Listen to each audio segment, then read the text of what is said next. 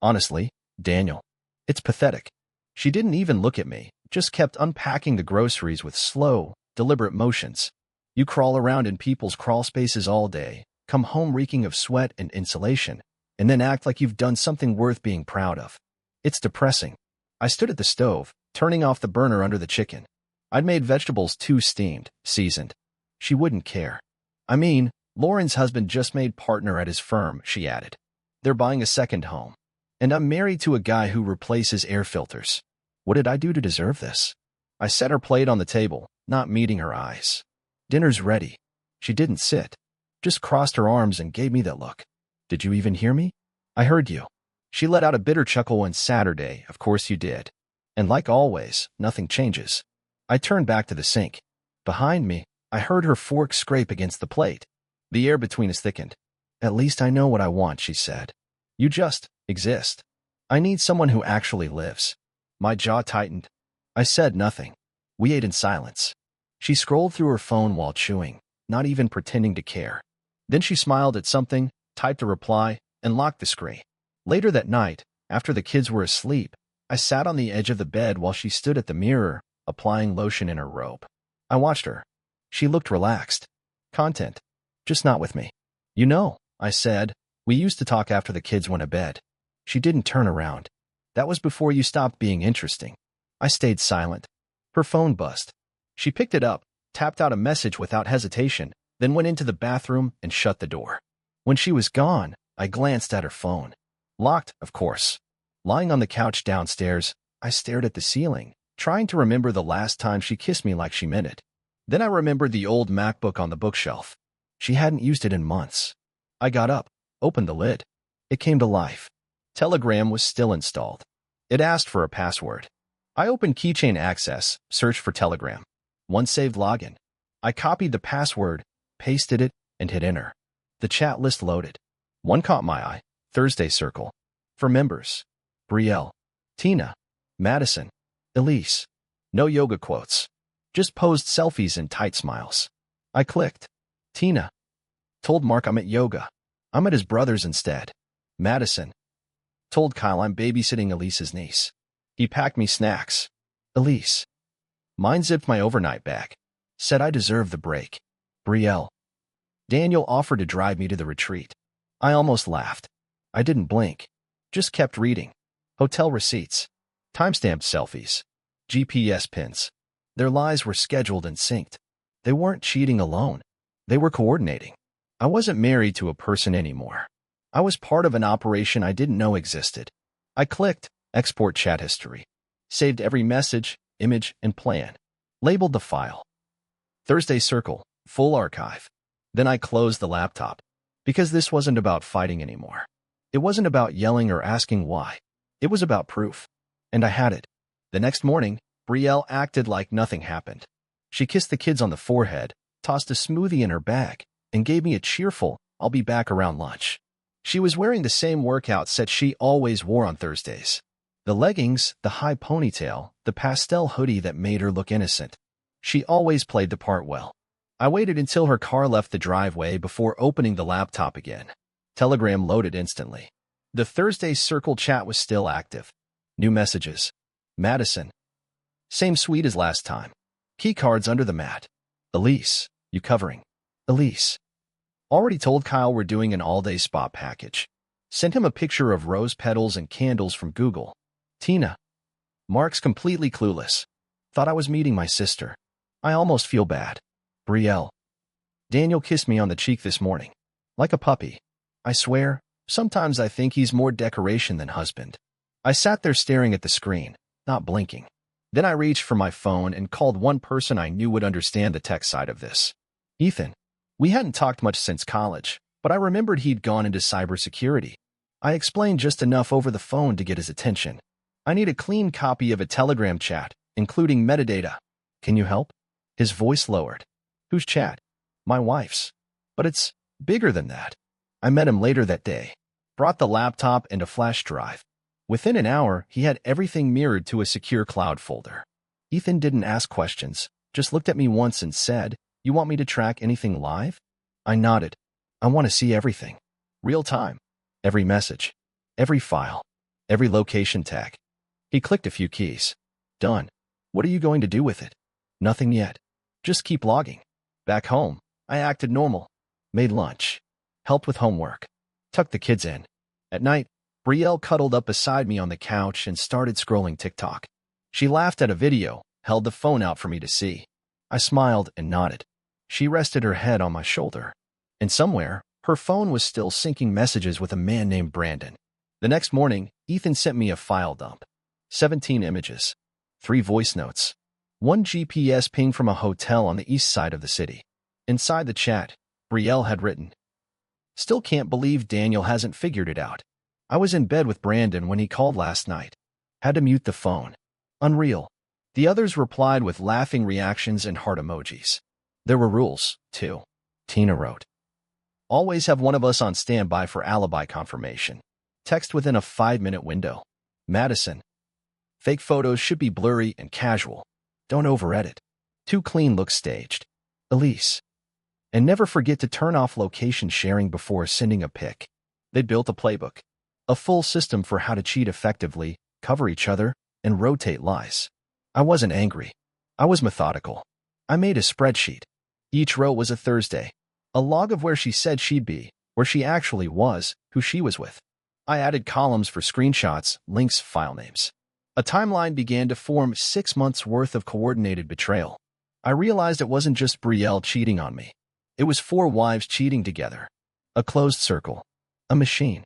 And each of their husbands had no clue. Mark, Tina's husband, was a friend of mine. We'd done backyard BBQs together. Kyle, Madison's, coached our kids' soccer team. Elliot, Elise's husband, led prayer at the school fundraiser last spring. Good men. Honest. Loyal. Just like me. Used. I didn't know what I was going to do with the evidence yet. But I knew this. I wasn't going to waste it. Brielle kissed me on the cheek again that night. She said I looked tired. I told her I'd been working hard. She smiled and said, "That's why I love you. You're so dependable." Then she went upstairs and messaged her friends. "He thinks I love him." They all replied the same way. He always did. I stopped looking at Brielle like a wife. I started looking at her like a project. Her patterns became data points. Her expressions, pieces of a timeline. The more I observed, the more I saw how deep the structure went, not just her lies, but the group system. It wasn't improvisation. It was strategy. Every woman in that group had her role. Tina was the bold one. She shared the dirtiest details, posted the riskiest photos, bragged the loudest. Madison was the emotional one. She softened the guilt, reassured the others, crafted the narratives to keep them all feeling empowered. Elise was the technician. She booked rooms, tracked receipts, handled risk management. And Brielle? She was the confident one, the one who believed she'd never get caught. That confidence was her blind spot. So I started shaping the plan. I didn't need revenge. I needed precision. The first move wasn't with Brielle, it was with Mark. I ran into him on a Wednesday, picking up takeout at the same type place. We chatted, like always. "Hey man," I said casually. "We should get the families together sometime. The girls hang out so much, but we barely see each other." Mark laughed. "Tina was just saying that. Said Brielle's like her sister now." I smiled. "What about a dinner? Our place. Next weekend." He agreed without hesitation. One down. Next was Kyle. I caught him after soccer practice when he was helping gather cones. I kept it light. "You guys ever do couples dinners?" He looked surprised. "Not much." "Why?" "Just thinking we all need to connect more. Our wives are always together. Might be good for us to get to know each other too." He grinned. "Count us in." Madison loved the idea. Then Elliot. He was the trickiest, quiet, thoughtful, religious, but polite. I bumped into him at the hardware store. We were both grabbing mulch. "Hey," I said, "I'm putting something together. Just a small backyard dinner. The wives are already so close. Figured we should be too." He nodded. "Chloe would enjoy that." By the time I got back in my car, I had verbal confirmations from all 3. For couples. 1 table. 1 screen. I went home and wrote it on the calendar. Saturday, 7 p.m. dinner. I told Brielle that night over dinner. I invited everyone over next Saturday, I said. Mark and Tina, Kyle and Madison, Elliot and Chloe. She froze, mid-bite. "All of them?" she asked. "Yeah," I said. It felt overdue. She laughed once, short and tight. "That's ambitious." You don't think it's a good idea? No, no. I do. Just surprised you'd take the lead. I smiled, trying to be more proactive. She leaned in and kissed me on the cheek. You're cute when you try. I spent the next few nights reviewing the archive. Not to feel anything, just to sharpen the narrative. Every message, every lie, every moment of betrayal, I sorted them into folders. Each husband had their own section. Mark, Tina's false sister visits and weekend workshops. Kyle, Madison's babysitting lies and fake volunteering. Elliot, Elise's prayer group covers and late meetings. I collected screenshots, voice memos, images, timestamps, GPS data. Everything admissible. Everything real. On Thursday, Brielle got dressed in her usual yoga gear. Same place tonight? I asked. She nodded, sipping her smoothie. Hot yoga. You know the drill. She kissed me at the door. Don't wait up. Might grab drinks with the girls after. Of course, I said. Take your time. She smiled like she'd won something. Like I'd gone soft. But by then, I'd already received the location ping. Brandon's building. Again. That night, I wrote the title screen for what would become the most important presentation of my life. White text. Black background. Centered, plain, undeniable. Thursday circle. A shared life of lies. I hit save, then backed it up 3 times. Because this wasn't about whether she loved me anymore. This was about whether she ever respected me at all. And I already knew the answer. Friday morning, Brielle came downstairs with her suitcase already zipped. She was dressed down, but styled soft jeans, sneakers that still looked clean, hair tied up like she didn't try too hard. She smelled faintly of perfume that was never for me. Cabin's 2 hours out, she said, sipping coffee. There's no reception, so don't panic if you don't hear from me. Got it. She paused by the door, sunglasses already in place. I need this. You know that, right? Absolutely, I said. Take whatever time you need. She smiled, leaned in, kissed my cheek, and left. I didn't wave. 10 minutes later, my phone pinged. The GPS tracker I'd tucked into her luggage showed she was headed east, toward the Franklin Hotel. Not the cabin. Not the woods. Not even close. The kids were off school for the long weekend, and I'd already taken time off. I wanted to be with them, truly. Not as part of the plan, just as their dad. We made waffles, too much syrup, got sticky fingers all over the kitchen. They helped me rake leaves in the yard. We built a pillow fort that spanned half the living room. It collapsed twice. They laughed both times like it was the greatest thing that had ever happened. That night, I tucked them in. My daughter looked up at me and asked, Daddy, why doesn't Mommy like breakfast? I paused. What do you mean? She always looks mad when you make pancakes. I smiled gently. She just doesn't like sweet food. But you like pancakes. I do. She seemed satisfied with that. Her little hand found mine and squeezed it. I like when you cook. She closed her eyes. Back downstairs, I sat on the couch for a while, listening to the house breathe. No lies. No tension. Just quiet. Then I opened my laptop. Ethan had already uploaded new data to the shared folder. Brielle had checked into the hotel at 12:48 p.m. under the name Carla James. Brandon arrived 20 minutes later. There was a timestamped photo from the parking lot, security cam footage from a public hallway, and a screenshot of a voice message Brielle had sent to the group chat. Brandon's better than ever, she said, laughing softly. Pretty sure I saw stars this time. Tina replied. Tell Daniel you saw the Big Dipper on your walk and cried. He'll eat it up. Elise. Kyle bought me bath salts for my fake retreat. Used them with Matt instead. Irony, right? Madison. I swear, we should write a guidebook. Then Brielle.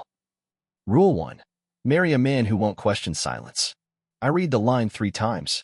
Then I added it to the final slide deck. Saturday night, the kids and I stayed up late and watched a movie we weren't supposed to.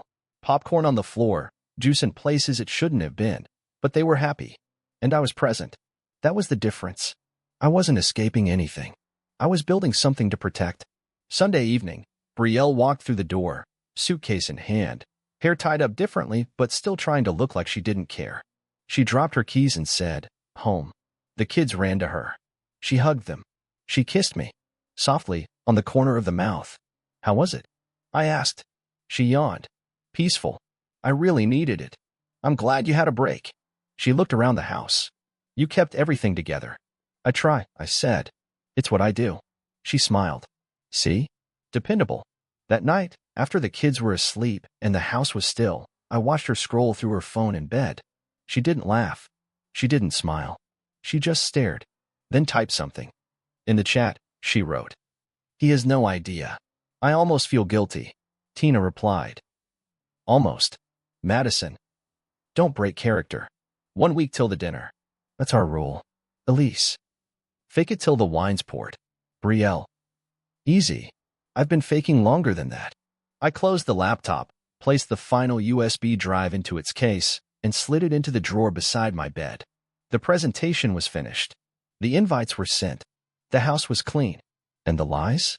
They were right where I needed them. Saturday arrived bright and warm. The kind of day that tricks you into believing everything is fine. I woke up early, cleaned the patio, lit citronella candles, trimmed the hedges just enough to make everything look polished but not performative. Brielle came downstairs in a light summer dress, fresh lipstick, and a ponytail that made her look 5 years younger. She was humming. "You went all out," she said, walking into the backyard. Figured it was worth doing right. She leaned in, pecked my cheek. "Look at you, Mr. Social." By 6:30, the table was set. Wooden boards of finger foods, fresh lemonade, bottles of wine chilling in the cooler. Brielle had made a cucumber salad she didn't touch. Everything looked perfect. Mark and Tina arrived first. Mark wore a polo shirt tucked too tightly into khakis. Tina wore red lipstick and a white dress with open shoulders. She brought cookies. Of course. Next came Kyle and Madison. Kyle handed me a six-pack. Madison kissed Brielle like they were lifelong sisters reunited. Her laugh was a little too loud. Her perfume a little too sharp.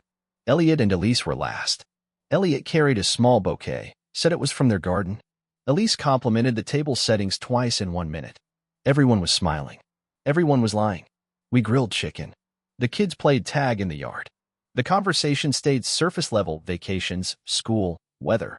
The wives made casual jokes about their retreat, dropped references to spa treatments and herbal tea. The husbands nodded, no one questioning anything. I moved through it all like a ghost, laughing when I needed to, pouring wine when glasses ran low, passing dishes, making toasts, smiling for pictures. I was calm, because I knew something none of them did. I knew what was coming. At 8:15, I brought out dessert, lemon bars and peach cobbler. While everyone took plates and second helpings, I grabbed the remote from behind the flower arrangement and stood near the sliding door. "Before we wrap up," I said, raising my voice just enough to get their attention, I put together a little slideshow. Just for fun. The chatter stopped. Brielle turned her head slightly. "A slideshow?" she repeated, half smiling. "Yeah," I said. "Some memories. Family stuff. Since we're all so close now." Laughter. Nods.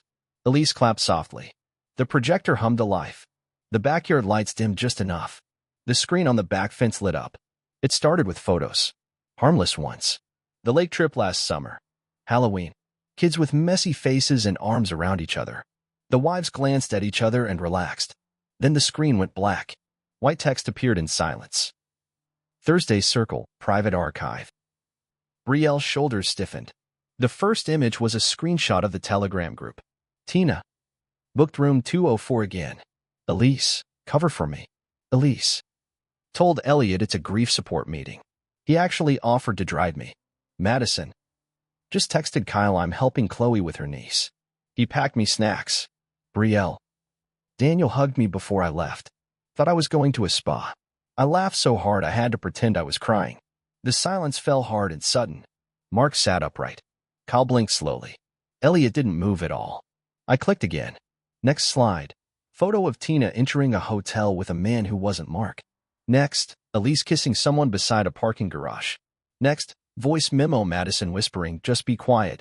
I think Kyle's calling." Then came the text logs. Coordinated stories. Rehearsed lies. One message from Brielle, dated 2 weeks ago. "If I ever get caught, I'll just cry. Say I felt neglected. It'll work. It always works." Kyle's beer bottle hit the table too hard. Elise gasped. Tina muttered, "Jesus Christ." And Brielle? She didn't move. Her face had gone blank. Her glass still in her hand, untouched. I stepped forward and paused the slideshow. "No explanations," I said. "No denials. This isn't a discussion." Brielle turned her head toward me, slow, mechanical. Her voice came low and sharp. "You did this. I gave you the floor, I said. She looked around. No one would meet her eyes. She whispered, "You're going to destroy everything." "No," I said. "You already did. I just printed the map." Mark stood. He didn't say a word. He walked away from the table, down the yard, past the gate, into the dark. No one called after him. One by one, the lies began to fall quiet. And the truth took their place. No one spoke for a long time. The only sounds were a few shifting chairs, the wind catching the tablecloth, and a child's laughter somewhere in the house far away from all this. Madison looked like she couldn't breathe. Her eyes darted between Kyle and the screen, like she couldn't decide which one was more dangerous. Tina's hand slowly covered her mouth. Her wine glass tipped slightly, dripping red onto the white table runner. She didn't move to catch it. Elise had gone pale. Her face was frozen, almost serene, like her brain hadn't caught up yet. And Brielle. Brielle was still staring at the screen, blank, as if she stared long enough, it might go away. Kyle finally broke the silence. His voice was quiet, but sharp enough to cut steel. "You lied. All of you." No one responded. He turned to Madison. "You said Chloe needed help. I packed you snacks." She opened her mouth. Closed it. "Kyle." He stood. "Don't." Madison reached for his arm. He pulled away. "I covered for you. I trusted you." Mark returned from the darkness beyond the fence, his footsteps slow and heavy. He stopped beside Tina, didn't sit. Just looked at her like she was a stranger. "You took your sister's name to book hotel rooms?" he asked. "You told me you were grieving her." She shook her head slowly. "I didn't. I never meant for it to. You used her name. My dead sister." Her shoulders collapsed. "I'm sorry." "No," he said. "You're not. You're just exposed." Elliot hadn't moved. His elbows were on his knees, hands folded, eyes on the ground. Elise tried to touch his shoulder. He flinched. "You said you were counseling a woman who lost her son," he whispered. "I didn't sleep with him the first time," she said, voice cracking. "I swear." "You used prayer as an excuse to sin. In God's name, Elise." His voice broke. And that was somehow worse than yelling. Then Brielle spoke. It wasn't a cry or a scream. Just a sentence, low and measured. "You went through my messages." I turned to her. "No," I said. "I saved them." She shook her head once. "That's disgusting." "No," I replied. "What you did was disgusting. What I did was documentation." "You humiliated me," she snapped. "No, Brielle. You did that to yourself. I just invited an audience." She stood. Her voice rose. "You planned this. You waited. You wanted to hurt me. I stayed seated. I wanted you to stop hurting me. You didn't. You're a coward." I tilted my head. "You cheated for a year and mocked me while I raised our kids. But sure. Let's talk about cowardice." She was shaking now. Her voice lost some of its venom. "What happens now? You want to ruin my life? You already did that part." I just pulled the curtain. Tina stood, glassy-eyed. This wasn't supposed to happen. Mark looked at her like she was made of glass. "Then what was supposed to happen, Tina? You sleep with my brother and I just never find out?" Kyle turned to all of them. "You planned it together. Shared scripts. Covered for each other." He laughed, not because anything was funny, but because the reality had cracked something inside him. "You all thought you were smart. You thought we were jokes." Elise finally broke down. Not the fake crying she rehearsed in the messages. This time it was real, shoulders shaking, hands trembling. "I didn't mean for it to go that far," she said. "We were just venting. And then it got out of control." "You didn't vent," Elliot said, standing now. "You designed a system. You helped them cheat. You led them in prayer and then went to hotel rooms." Elise collapsed into her chair. I stood now. There was no anger in my voice. Just finality. This dinner wasn't a trap. It was clarity. For all of us. I looked at each man in turn. "You deserve to know. That's it. What you do next is your decision." Mark was already walking. Kyle picked up his car keys without a word. Elliot looked at me, then at Elise, then whispered something I didn't hear. He walked away too. Madison chased after Kyle. Tina called out for Mark. Elise just cried. But no one turned back. Brielle stared at me. "I can't come back from this, can I?" I didn't answer. Because we both knew the truth. She had already gone too far. The backyard was nearly silent now. One by one, the men were gone. Only the women remained, scattered, shaking, stunned. Tina sat with her hands in her lap like a schoolgirl waiting for punishment. Elise had her head down, eyes red and raw. Madison stood by the fence, whispering voicemails into her phone. her voice barely holding steady. And Brielle just stood still, not crying, not yelling, just empty. She looked at me like I was something she couldn't identify anymore, like she was trying to remember how I fit into her life. Her mouth opened, then closed. "You really waited for this," she said quietly. "I waited for the truth." She shook her head. "You could have just asked." "I did," I said. "You lied." Her voice cracked, the calm finally breaking. "I never meant to hurt you." "Yes, you did," I said. "You just didn't think I'd matter enough for it to count." She flinched, but I kept going. "You didn't just cheat on me, Brielle. You invited your friends into it. You made it a group sport. You turned your marriage into a joke." She looked around at the wreckage, the half-eaten food, the wine-stained tablecloth, the women who once called themselves sisters. "You humiliated all of us," I continued. "Not just me. You humiliated Kyle, Mark, Elliot. And the worst part is, you didn't care until someone hit play." Her shoulders slumped, her arms crossed tight around herself like she was trying to disappear. "I never thought it would matter," she said. I nodded. "You were right. It doesn't anymore." She blinked.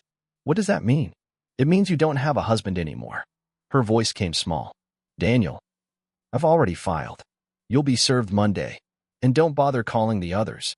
They've already seen enough." Brielle stepped toward me. "We have children." "I know," I said. "And I'll protect them. From this. From you." She froze. For the first time all night, she truly looked afraid. Not scared of a fight, scared because she realized she lost the one person who never raised his voice, never hurt her, never broke her trust until now. And even then, not with anger. Just truth. She stepped back. I picked up the USB drive from the projector, walked inside, and left her standing there with the lights still on. In the hallway, I passed the photo wall, family vacations, school plays, Christmas mornings. I paused in front of one, us at the beach, for years ago. I looked happy. She looked bored. I hadn't noticed that before. Upstairs, I opened my drawer, placed the drive next to the other copies, then locked it away. Not because I needed it anymore. Because she would always remember it existed. That the proof was real. That someone had finally said enough. The next morning, she was gone. Her toothbrush, a few drawers, the perfume she wore when she cheated, all missing. No note. No explanation. Just absence. I made breakfast for the kids. We ate pancakes with too much syrup. My daughter told me a joke that didn't make sense. My son got syrup in his hair. It was messy, loud, alive. And when they asked where Mom went, I told them the truth. She needed to be somewhere else right now. They nodded. That was enough for them. For now. The doorbell rang later that day. An envelope sat on the doormat. Inside, nothing dramatic. No letter. Just a photo. It was our wedding photo, folded perfectly in half. Her way of saying she understood. That it was over. I burned it. Not out of spite. Out of certainty. This wasn't just the end of a marriage. It was the end of the game. The end of the circle. And it was my turn to be free.